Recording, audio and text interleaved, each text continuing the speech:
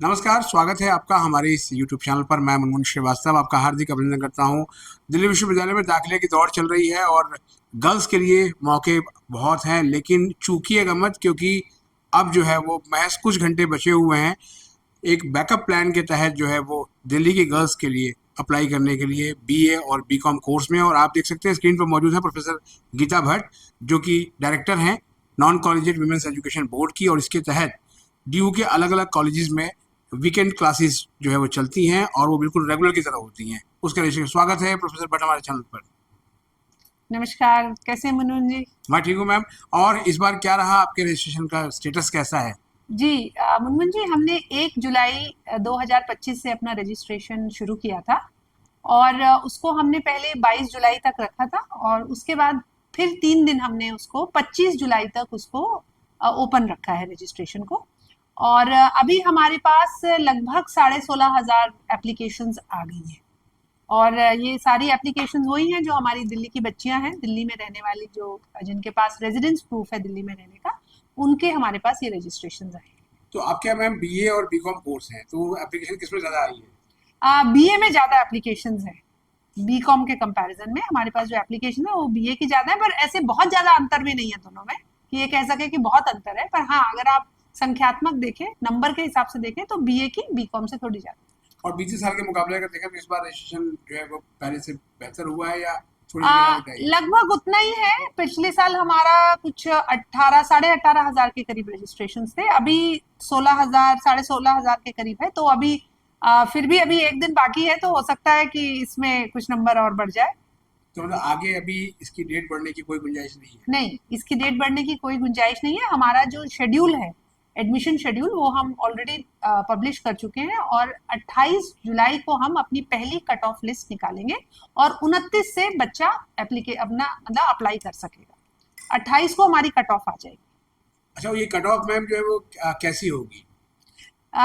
देखिए, ऐसे तो अभी हम कह नहीं सकते, क्योंकि अभी तो हम रजिस्ट्रेशन हमने अभी ओपन रखा हुआ है। एक बार 25 जुलाई को सभी रजिस्ट्रेशन क्लोज हो जाएंगी, उसके बाद हम उस डेटा को एनालाइज करके 28 तारीख को कट ऑफ निकालेंगे। लेकिन क्योंकि मेरिट के आधार पर है, तो जिन बच्चों ने अप्लाई किया है उन सबको हम देखेंगे कि क्या उनका प्रायोरिटी ऑर्डर है, किस कॉलेज को ज्यादा प्रेफरेंस है।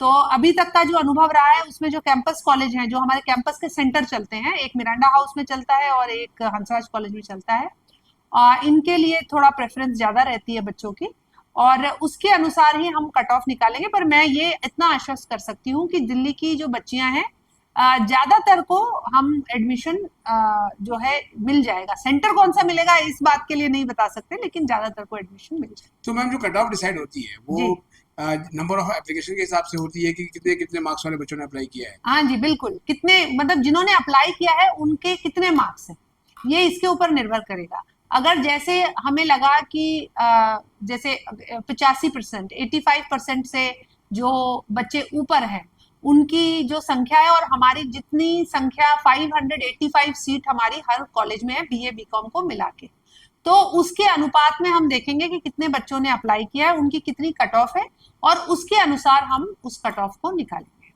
तो कट ऑफ में मैम जैसे आपने बताया था कि एक लैंग्वेज प्लस 3 डोमेन सब्जेक्ट, जी उनके मार्क्स लिए जाएंगे। जी बिल्कुल। तो ये सवाल एक बच्चे का है मैम कि फिजिकल एजुकेशन के मार्क्स भी जोड़े जाते हैं?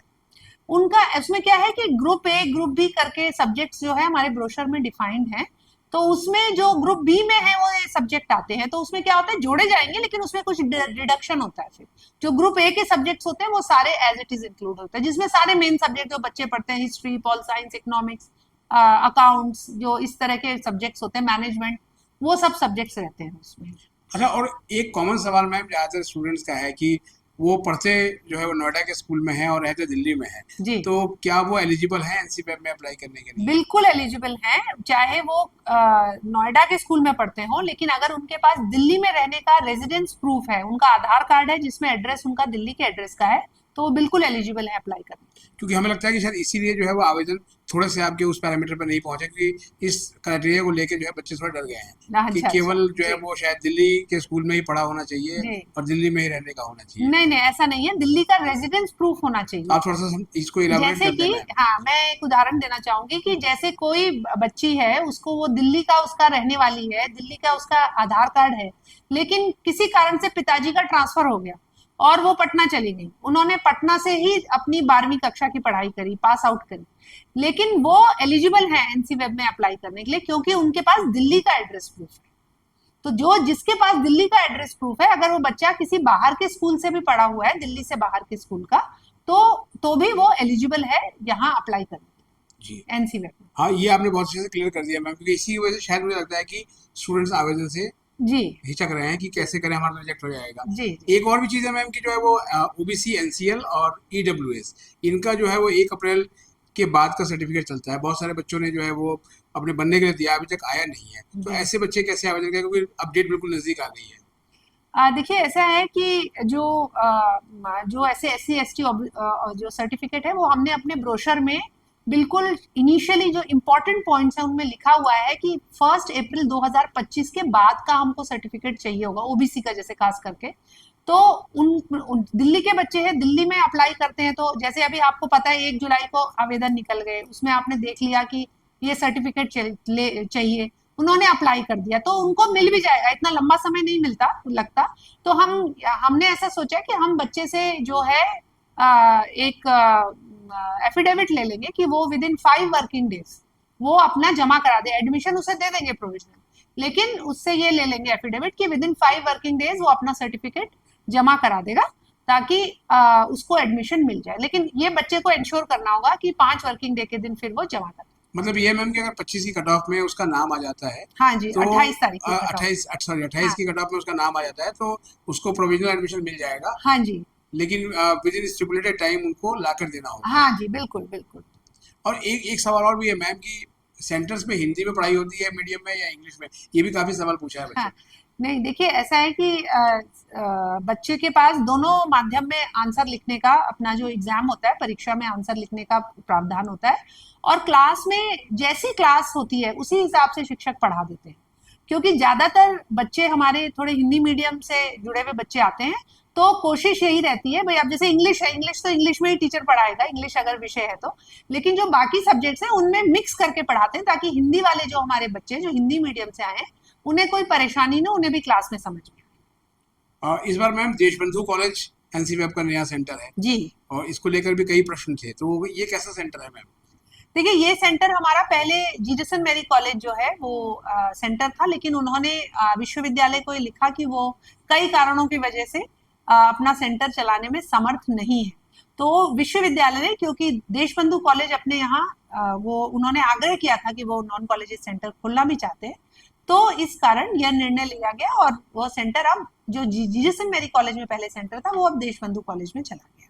यानी मैम एक सवाल एक आपके एनसी वेब की करंट एक बच्चे ने पूछा है कि से उसने जीसस मैरी कॉलेज से ही किया अपना है और वो 4th ईयर में अब ऑप्ट कर रही है, तो उसे देशबंधु कॉलेज जाना होगा? हाँ जी, वो पूरा सेंटर शिफ्ट हो गया है देशबंधु कॉलेज में। जो आगे 2nd और 3rd ईयर के बच्चे हैं या 4th ईयर अगर वो कंटिन्यू करना चाहते हैं, तो उनको देशबंधु कॉलेज में जाकर वो अपना पढ़ाई पूरी करें। और मैम जो फीस जमा करने की प्रक्रिया है वो कितने दिन में करनी होगी, और क्या फीस ऑनलाइन ही जमा होगी? बिल्कुल, फीस ऑनलाइन होगी, हमारा पूरा शेड्यूल दिया हुआ है, उसमें बाकायदा डेट दी हुई है, किस डेट को बच्चा एप्लीकेशन जमा करेगा, कितने दिन वेरिफिकेशन के लिए है, और फिर कितने दिन जो है वो फीस जमा करने के लिए, वो सारा शेड्यूल में। तो मैं सभी जो हमारे यहाँ नॉन कॉलेजिएट में एप्लीकेंट्स हैं उनसे मेरा ये अनुरोध है कि प्लीज आप शेड्यूल को देख लें। शेड्यूल नॉन कॉलेजिएट की वेबसाइट पर भी है, दिल्ली यूनिवर्सिटी की वेबसाइट पर भी है, और उस शेड्यूल में सारा डिटेल में सब दिया हुआ है कि आपको 3 दिन फॉर्म भरने के लिए हैं, फिर उसके बाद 1 दिन वेरिफिकेशन का है, उसके बाद 1 दिन फी, 2 दिन, फिर 1 दिन फीस भरने के लिए, इस तरह से पूरा शेड्यूल जो है वो उसमें दिया हुआ है, उसको कृपया आप ध्यान से पढ़ें। और मैम जैसे कि रेगुलर में एंटी रैगिंग फॉर्म लेते हैं, तो क्या आपके यहाँ भी बच्चों को ये फॉर्म भरना अनिवार्य है?